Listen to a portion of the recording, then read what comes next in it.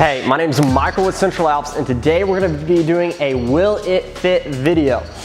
We have a 2007 to 2018 Jeep Wrangler JK with a 3-inch lift on it, some 20x9 with a negative 12mm offset wheel, and some 35 1250 R20 mud terrain tires. Now the Jeep is completely stock except for the tires, wheels, and suspension. We have the stock bumper, stock flares, stock rails. It does not rub in any area except for the front splash guard. All that you have to do is take a little bit of the front splash guard, trim it away, and you're good to go. If you have an aftermarket front bumper, don't even worry about it.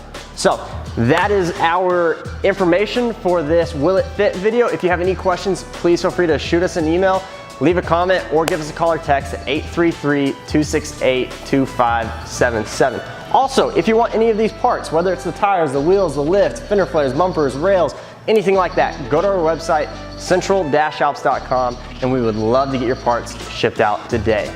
Again, my name is Michael with Central Alps, and thanks for watching.